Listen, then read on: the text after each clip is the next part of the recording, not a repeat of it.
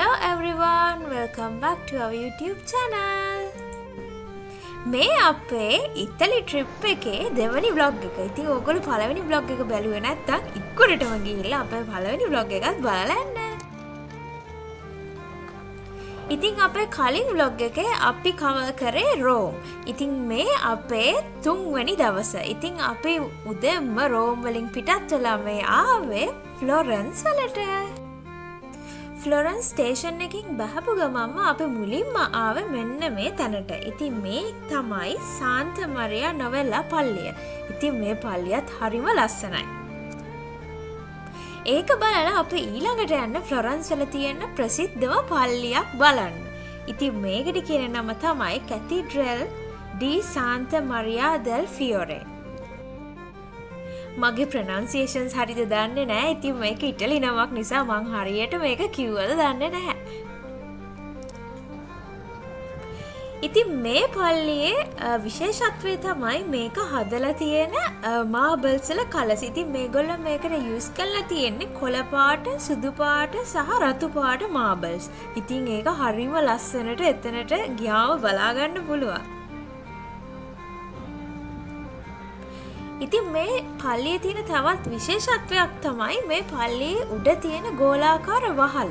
ඉතින් ඒ වහල හදලා තියෙන්නේ කිසිම ආධාරකයක් නැතුව. ඉතින් ඒ කියන්නේ කිසිම ලී ආධාරකයක් කිසිම දෙයක් නැතුව ගඩොල් තියලා තමයි ඒගොල්ලෝ ඒක හදලා තියෙන්නේ. ඉතින් මම පොඩ්ඩක් රිසර්ච් කරලා බැලුවම තියෙන්නේ මේ වාර්තාව තාමත් කවුරුත් විදලා නැහැ කියලා. මේ ෆ්ලොරන්ස් නගරය ජුලියස් සීසර් රජතුමාගේ කාලේ ඉඳන් තියෙන නගරයක්. ඉතින් මේ නගරය ගොඩක්ම වෙන් කරලා තියෙන්නේ රෝම හමුදාවේ සේවයේ විශ්‍රාම ගියපු සොල්දාදුවන් වෙනුවෙන්. ඉතින් මේ නගරේ ලතින් භාෂාවෙන් කියන නම තමයි ෆ්ලොරෙන්ටියා. ෆ්ලොරෙන්ටියා කියන්නේ මල් පිපෙන නගරය.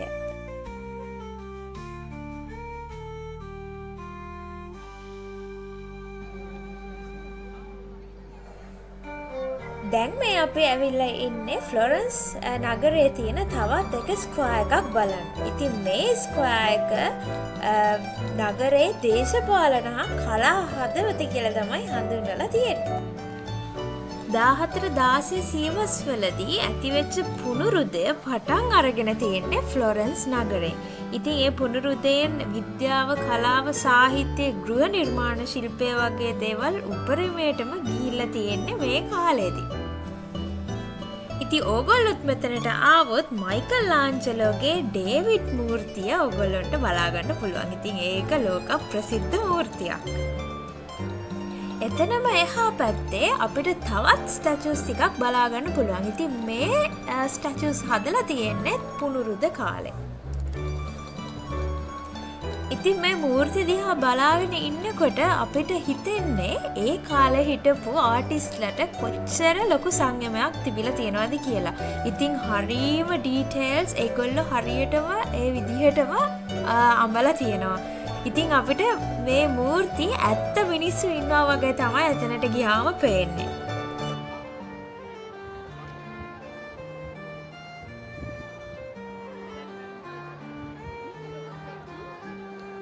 ඊට පස්සේ අපිට ඇවිදගෙන යනකොට හම්බුණා ෆ්ලොරන්ස් සිටි එකේ ඉන්න ලෝකඩ වලින් හදපු වල් ඌරෙක්. ඉතින් මේ ස්ටැචු එකත් බලලා අපි මේ මාකට් එක ඇතුළේ චුට්ටක් ඇවිද්දා.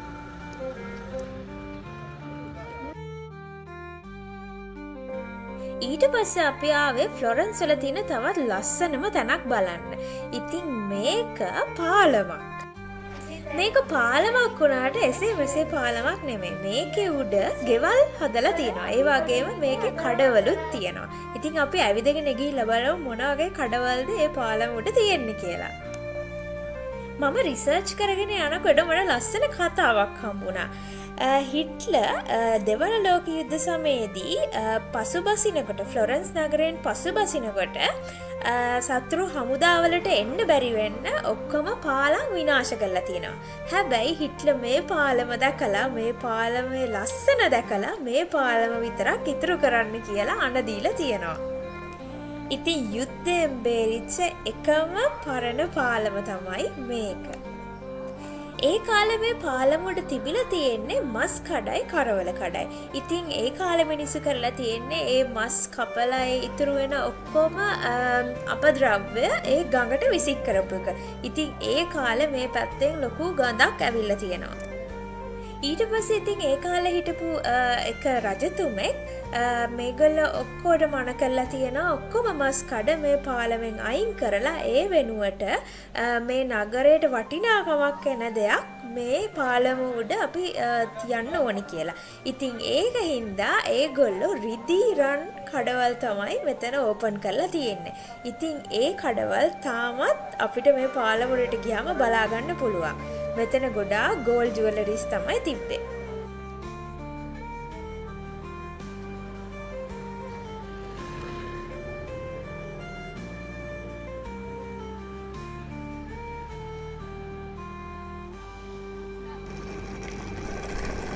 ඊට පස්සේ අපි ෆ්ලොරන්ස් වලින් පීසා වලට ට්‍රැවල් කරා. ඉතින් පීසා වල තමයි අපි අපේ හොටෙල් එක බුක් කරලා තිබුණේ.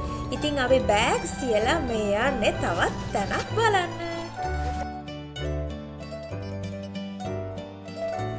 ඔන්න ඉතින් අපි ආවා මම තවත් ආසාවෙන් බලන්න හිටපු තැනකට. ඉතින් ඉටලි ට්‍රිප් එක ප්ලෑන් කරද්දි මම අනිවාර්යයෙන්ම මේ තැනට එනවා කියලාම හිතුවා. Welcome to Tower of Pisa.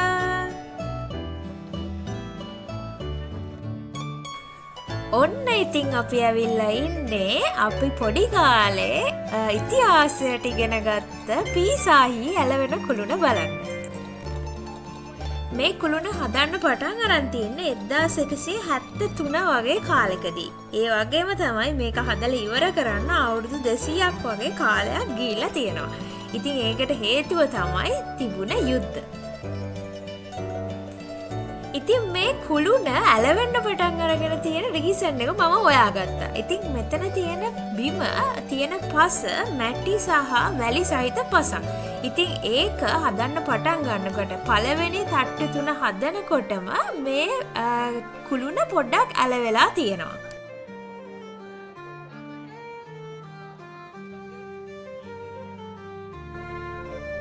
ඉතින් මේ තැනත් ගොඩාක් ටුවරිස්ටි තැනක්. ඉතින් ගොඩාක් ටුවරිස්ලා මේ තැන බලන්න ඇවිල්ලා හිටියා. ඉතින් ඕගොල්ලොත් ෆ්ලොරන්ස් එනවා නම් ෆ්ලොරන්ස් ඉඳන් පීසා ඇවිල්ලා මේ කුළුණ අනිවාර්යයෙන්ම බලන්න. ෆ්ලොරන්ස් ඉඳන් පීසා එන්න ලොකු වෙලාවක් යන්නේ නැහැ. ඉතින් එක ට්‍රේන් එකක් තමයි ඔයගොල්ලන්ට ගන්න තියෙන්නේ ෆ්ලොරන්ස් ඉඳන් පීසා එන්න.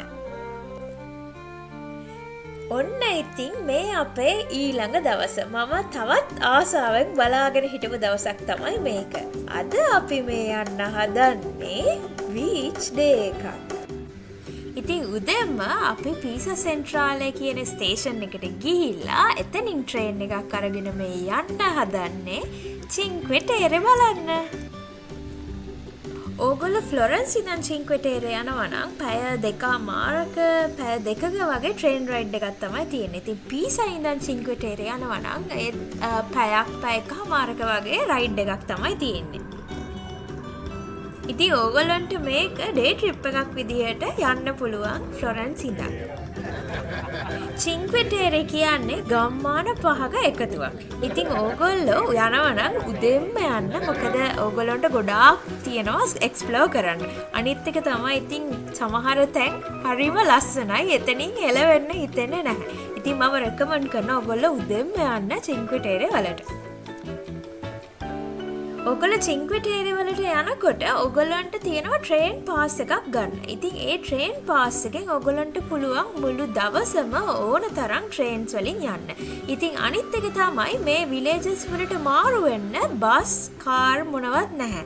ඕගොල්ලන් අනිවාර්යයෙන්ම ට්‍රේන් එකක්ම ගන්න ඕනේ. නැත්නම් ඕගොල්ලන්ට ට්‍රේල්ස් තියෙනවා. ඒ කියන්නේ ඔගොල්ලන්ට ඇවිදගෙන එක ගම්මානකින් අනිත් ගම්මානට යන්න පුළුවන්.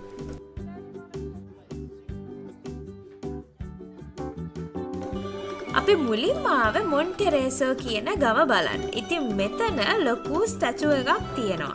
ඉතින් ඒක තමයි මේ ගමේ තියෙන ප්‍රසිද්ධම තැන. ඒ වගේම තමයි මේ ගමේ තියෙන බීච් එක හරිම ලස්සනයි. ඉතින් ඕගොල්ලෝ සමය කේනවා නම් අනිවාර්යයෙන්ම මෙතනට ඇවිල්ලා නාන්න අමතක කරන්න එපා.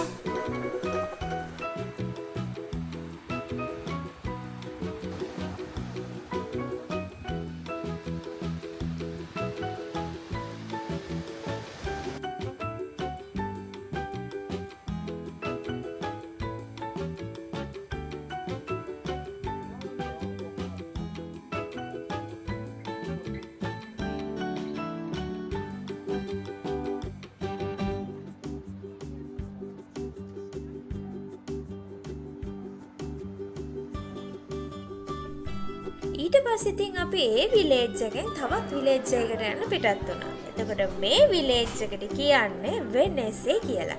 ඉතින් මේ හැම විලේජ් එකක් අතරම තියෙන දුර විනාඩි 5ක විනාඩි 10ක වගේ දුරක්. ඉතින් ලොකු දුරක් යන්න ඕනේ නැහැ විලේජ් වලට මාරු වෙද්දී. ඉතින් මම කැමතිම විලේජ් එකක් තමයි මේක. ඉතින් මෙතන ගොඩාක් ටුවරිස්ට්ලා ඉන්න තැනක්. ඉතින් මේ විලේජ් එකේ ලස්සන පාට ගෙවල් ගොඩාක් තියෙනවා. ඉතින් ඇත්තටම ෆේරි ටේල් එකක ඉන්නවා වගේ තමයි මට නම් දැනුනේ.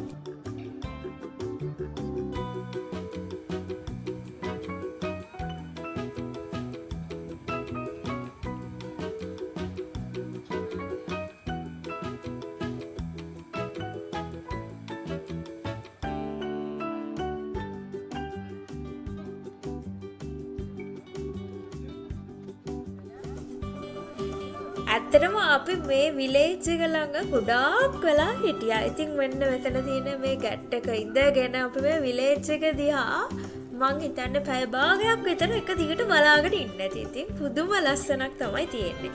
ඕගොල්ලොත් ඉටලි යනවා නම් අනිවාර්යෙන්ම චින්ක්වෙ ටෙරේ යන්න අමතක කරන්න එපා.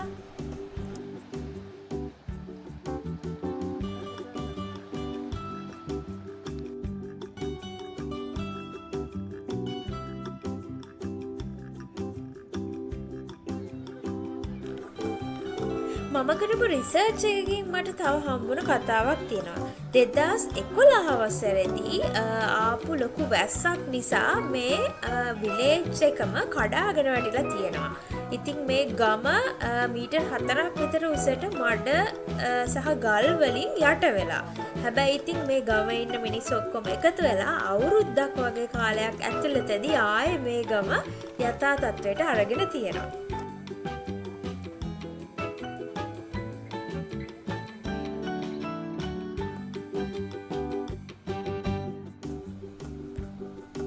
ඊට පස්සේ ඉතින් අපි එතනින් පිටත් වෙලා මේ යන්නේ වෙනේසා කියන විලේජ් එක අපිට උඩක ඉඳන් view එකක් බලා ගන්න පුළුවන් තැනකට. ඉතින් මේක පොඩි හයික් එකක්. ඉතින් ඕගොල්ලෝ මේ හයික් එකේ යනවා නම් හොඳ shoes දෙකක් දාගෙන එන්න. ඉතින් උඩට යන්න අපිට ලස්සන view එකක් බලා ගන්න පුළුවන්. අපි තව ඉස්සරහට ගිහිල්ලා බලමු මොන වගේ view එකක්ද අපිට පේන්නේ කියලා.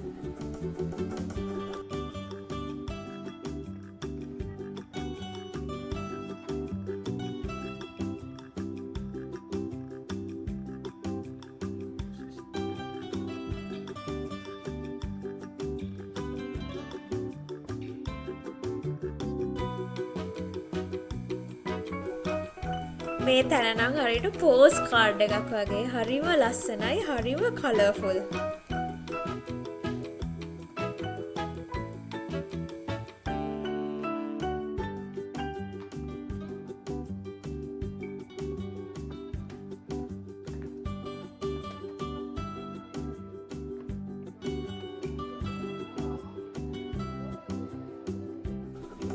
ඒ විලේජ් එකත් බලලා අපි ස්ටේෂන් එකට ආවා ඊළඟ ට්‍රේන් එක අරන් අනිත් විලේජ් එකට යන්න.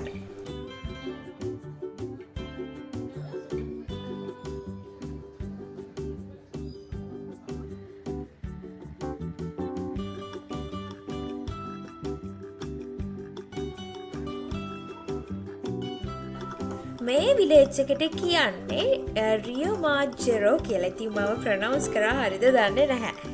අපි කොහොමත් නම යටින් දාන්නම් ඔයගොල්ලන්ට බලා ගන්න.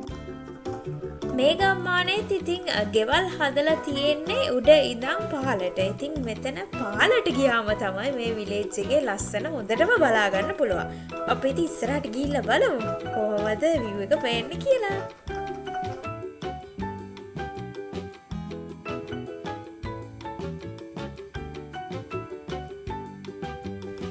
චින්ක්වෙ ටෙරේ කියන්නේ ඇත්තටම ගොඩාක් ලොකු තැනක්. ඉතින් මම ඕගොල්ලන්ට රෙකමන්ඩ් කරනවා ඕගොල්ලෝ ඉටලි එනවා නම් ඕගොල්ලෝ බිසි ෂෙඩියුල් එකක් දාගෙන ඉන්නවා නම් one day trip එකකට අනිවාර්යයෙන්ම මෙතනට එන්න කියලා.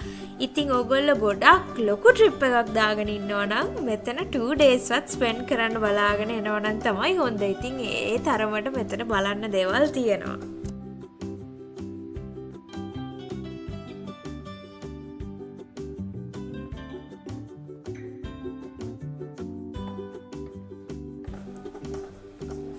ඉතින් මේ අපි පල්ලෙහාට බැහැලා යන්නේ මේ විලේජ් එකේ තියෙන හොඳම view එක හොයාගෙන. ඉතින් මේ යනකොට මේ පාර පුදුම ලස්සනයි. ඉතින් අපිට කෙලින්ම පේන්නේ මුහුද. මේක තමයි මේ විලේජ් එකේ ලස්සනම view එක. ඉතින් අපිට තව පල්ලෙහාට යන්න බල අපි ගිහිල්ලා බලමු. මෙන්න මේ විදිහට තමයි මේ විලේජ් එකේ ලස්සන බලා ගන්න පුළුවන්. ඊට පස්සේ අපි ගියේ තවත් විලේජ් එකක් බලන්න. ඉතින් මේ වෙනකොට නම් හවස 5-6 වෙලා තිබුණේ. ඉතින් අපි ඉන්න තැනටත් යන්න ඕන නිසා ඉක්මනටම අනිත් විලේජ් එකත් බලන්න ගියා.